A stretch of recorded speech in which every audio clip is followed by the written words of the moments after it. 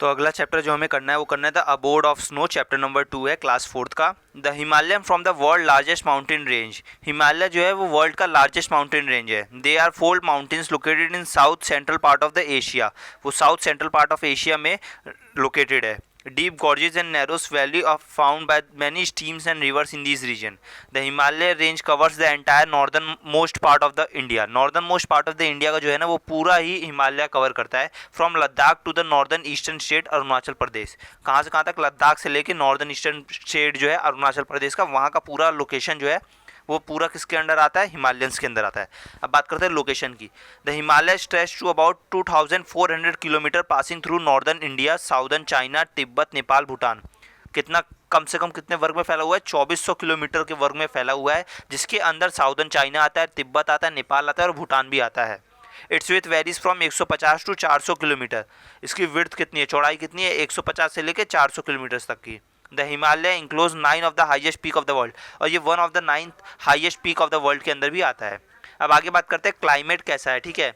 The great Himalayas influence the climate of the Indian सब continent. Himalaya जो है वो क्लाइमेट का एक बहुत बड़ा जरिया है हमारे कंट्री का। They also have a major influence on the monsoon and rainfall pattern. इसका बहुत ज़्यादा डिपेंड करता है मानसून और रेनफॉल पैटर्न पे भी। With in the Himalayas the climate varies depends upon the evaluation and location of the place. ये totally depend करता है कहाँ का जगह है और किस तरह का प्लेस है। The temperature decreases as we go higher and atmosphere condition become extremely cold. जैसे जैसे हम इतनी ऊंचाई पे जाते रहेंगे वैसे वैसे टेम्परेचर घटता रहेगा और वहाँ पे एटमॉस्फेयर कंडीशन जो है वो बहुत ठंडा होता चला जाएगा। The slopes of the mountains are covered with snow and ice. The mountain के स्लोप्स होंगे वो किससे कवर्ड होंगे? स्नो से और आइस से। Cold wind blows from the high mountain towards the valley, और ठंडी हवाएं चलती है माउंटेन से वैली की तरफ। The western Himalayas are covered with snow and are colder than the eastern Himalayas.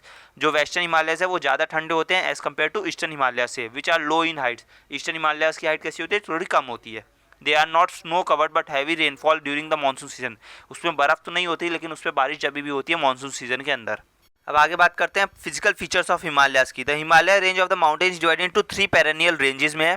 The greater Himalayas या फिर हिमाद्री जिसको बोलते हैं, लेसर हिमालयाज या फिर हिमाचल जिसको बोलते हैं, और द आउटर हिमालयाज जिसको शिवालिक भी बोलते हैं। अब बात करते हैं द ग्रेटर हिमालयाज और हिमाद्री क्या है। They are the highest range of Himalayas with their height ranging from 6000 metres to 8000 metres. 6000 से 8000 मीटर्स के बीच में इसकी हाइट होती है। Their peaks are always covered with snow and hence they are name as Himalayas which means एडोब of snow. उनके peak जो होते हैं वो हमेशा बर्फ से ढके रहते हैं पूरे 12 महीने, और जिसकी वजह से उनको क्या बोला जाता है? Adobe of snow. The highest mountain peak of these range is mount Everest, और इसका हाइएस्ट माउंटेन पीक किस नाम से है? माउंट एवरेस्ट के नाम से सबने सुना ही होगा। It is located in Nepal. ये कहाँ पर है? नेपाल में है। और एल्टीट्यूड कितनी है? लगभग इसकी 8848 मीटर लंबाई है। The Karakoram range of the greater Himalayas lies in Ladakh. Karakoram range है जो कहाँ पे लाइज करता है? लद्दाख में लाइज करता है। इट इंक्लोज माउंट K2 और mount Godwin ऑस्ट्रिन, the highest peak in India. India का हाईएस्ट पीक कौन सा है? माउंट K2 और माउंट गॉडविन ऑस्ट्रिन हाईएस्ट पीक है इंडिया का, and the second highest in world, और सेकंड हाईएस्ट है वर्ल्ड में। नंदा देवी, कंचनजंगा, धौलागिरी, नंगा पर्वत, अन्नपूर्णा और मकालू, ये भी कुछ हाईएस्ट पीक हैं इसी जगह की। अब देखो आगे क्या है। The greatest Himalayas become one of their altitude containing most of the Himalayas glacier. Greater Himalayas जो है वहाँ पर ज़्यादा हिमालयस ग्लेशियर्स पाए जाते हैं। Glacier is a moving mass of ice. Glacier क्या है? एक मूविंग मास ऑफ आइस है, मतलब वो जैसे जैसे पिघलता है तो वैसे वैसे वो मूव करता है। In summer the ice melt and move down the slopes of the mountain as rivers. Summer में क्या होता है? आइस जो होता है वो मेल्ट करता है और मूव करता है नीचे की तरफ, माउंटेन से रिवर्स की तरफ मूव करता है, फिर वो पिघलता है और रिवर के साथ मिल जाता है। Gangotri and Yamunotri are 2 important glaciers that start from the Himalayas. Himalaya से स्टार्ट होने वाले 2 इंपॉर्टेंट ग्लेशियर्स कौन से हैं? गंगोत्री और यमुनोत्री, ठीक है। फिर आगे क्या है? They move further down and form never ending reverse like Ganga and Yamuna, और वो जैसे जैसे नीचे जाते हैं तो वो पिघलते हैं, मैंने बताया था, और पिघल के वो गंगा और यमुना में मिल जाते हैं। These rivers cut through the mountains and form low lands called valleys, और ये सब रिवर्स जो है धीरे धीरे माउंटेन से काटे जाते हैं और उसमें वैलीज बन जाते हैं, ठीक है। द लेसर हिमालयस और हिमाचल। अब बात करते हैं हिमाचल क्या है। द लेसर हिमालयस और Himachal have height ranging from 30,700 metres to 4,600 metres. उनकी हाइट बताई गई है 3700 मीटर से लेकर 4600 मीटर तक।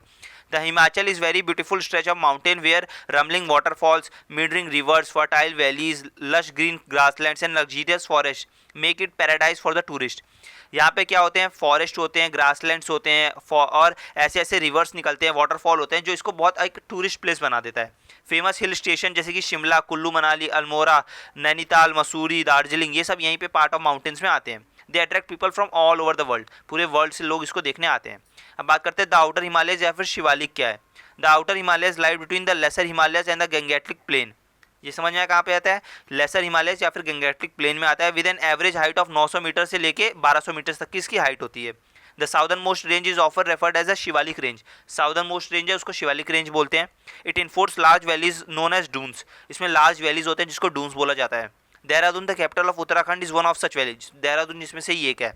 Eight the foothill of the Shivalik is marshy land known as Terai. Foothill Shivalik के फुटहिल्स पे नीचे की तरफ एक मर्शिक लैंड होता है जिसको क्या बोला जाता है, तेराई बोला जाता है। Dense forest are found in this region. यहाँ पे डेंस फॉरेस्ट पाए जाते हैं। Lofty peaks valley gorges waterfalls passes are the associated physical features of Himalaya region. और यहाँ पे ऐसी चीज़ें पाई जाती हैं जैसे कि ग्रॉर्जेस, वाटरफॉल या फिर लेक्स है ना, ये सब पाए जाते हैं। अब बात करते हैं ईस्टर्न ब्रांचेस क्या है। The Himalayas bend towards the eastern end of India forming many hills such as Purvanchal. अब बात करते हैं जो पूर्वांचल की तरफ जाता है, जैसे पूर्वी ईस्ट आंचल mountains. These extensions are low height ranging between 1800 metre से 3000 मीटर के बीच में इसकी हाइट होती है। जैसे कि गारो, कोसी, जैंता, नागा, मिजो, ये सब इसमें आते हैं, पूर्वांचल के रीजन में आते हैं। This region got heavy rainfall. यहाँ पे बारिश बहुत ज़्यादा होती है ड्यूरिंग मानसून सीजन में, और ये कवर करता है थिक फॉरेस्ट की एरियाज़ को, ठीक है। द हिमालय रीजन की बात करें तो वेस्टर्न हिमालयज में कौन कौन से आते हैं, जम्मू कश्मीर, लद्दाख, हिमाचल प्रदेश, उत्तराखंड और उत्तर प्रदेश। वहीं अगर सेंट्रल रीजन की बात करें तो उसमें कौन सा आता है, बिहार, वेस्ट बंगाल और सिक्किम। और वहीं ईस्टर्न रीजन की बात करें तो वहाँ पे कौन कौन से आते हैं, अरुणाचल प्रदेश, मेघालय, नागालैंड, मिजोरम, त्रिपुरा और मणिपुर, ठीक है। अब बात करते हैं वहाँ के जो लोग रहते हैं, पीपल कैसे होते हैं हिमालयन रीजन के। The lifestyle and the culture of the people of the region different from state to state due to varied landforms and climate condition. ये जगह जगह पे डिपेंड करता है, क्लाइमेट कंडीशन पे डिपेंड करता है। People wear warm clothes mostly made of wools and silk. गर्म कपड़े उन्हें पहनना पड़ता है क्योंकि वहाँ पे ठंडी ज़्यादा होती है, तो क्या पहनते हैं वो वूल और सिल्क के कपड़े पहनते हैं जो उनको कंफर्ट देता है कोल्ड टेम्परेचर में। एग्रीकल्चर, एनिमल रेयरिंग और हैंडीक्राफ्ट जो होता है वहाँ का मेन ऑक्यूपेशन होता है। ऑक्यूपेशन मतलब जरिया होता है कुछ काम को करने का, जिस काम में उनकी रुचि ज़्यादा होती है, जिस काम से उन्हें पैसे मिलते हैं, उसको बोला जाता है ऑक्यूपेशन। तो एग्रीकल्चर, एनिमल रियरिंग और हैंडीक्राफ्ट में वो ज़्यादा इन्वॉल्व रहते हैं। People in the hilly areas of the mountain depends on the forest product for the living. और वो जंगल के सामानों पर ही डिपेंड करते हैं अपने खाने के लिए, जैसे लकड़ी ले ली है ना, फल काट लिए, तो ऐसे ही। There are number of orchards in this region. People live in the houses with slope roof of their heavy rainfall and snowfall. वहाँ के जो रूफ्स होते हैं वो क्रिसमस ट्री की तरह होते हैं, ताकि वहाँ पे जो भी बर्फ़ और गिरे वो सब नीचे अपने आप गिर जाए, या जो भी बारिश हो वो सब नीचे अपने आप पहुँच जाए, ठीक है। The people of Jammu Kashmir are known as Kashmiris. और जम्मू कश्मीर में रहने वालों को क्या बोला जाता है, कश्मीरीज बोला जाता है। दे स्पीक कश्मीरी, वो कश्मीरी बोलते हैं। डोगरी और उर्दू भी बोलते हैं खासकर। Their traditional dress is a long cloak called pheran. वो जो पहनते हैं उसको क्या बोला जाता है, पिहरन बोला जाता है, लंबी तरह का कोट का होता है। During winter they keep themselves warm by using a clay pot filled with burning coal.